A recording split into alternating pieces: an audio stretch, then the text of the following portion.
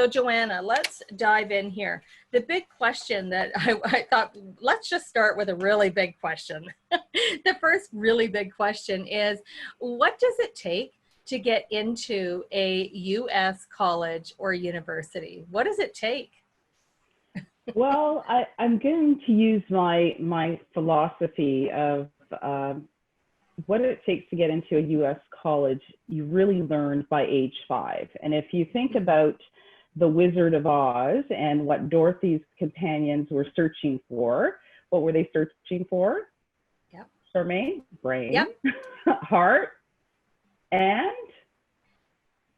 Was it courage, heart? Yes, it was courage and heart. Courage, yes. Right? So I usually do this presentation live, and so I'm able to engage with the students. But the point being that those 3 things really get you into the college of choice. And thinking about the American universities really treating this as a holistic process. What do they look for when they're considering an applicant? So generally, we talk about the 3 pillars of success. One being, first, they'll look at your academic record from grades 9 to 12. So that's really important to know for Canadian students, because often they're looking at their marks in grade 11 and 12 when applying to Canadian universities. So it's important to know that the American universities look at marks from 9 to 12 and convert that into a GPA. So which schools are you attending currently? Do they offer IB programs, AP programs? So the universities are looking for you to take the most rigorous courses available to you. That's the key. So that's the academic piece. So that's one.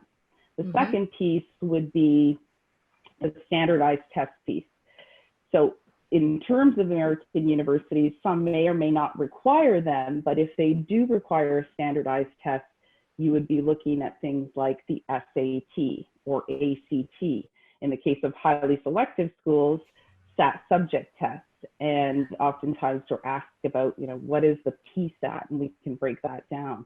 And then the third pillar of success would be looking at the student, the person holistically. So what is it that you're going to bring to the college community? What's on your application that you could talk about that tells your unique story to be able to stand out among all the other applicants?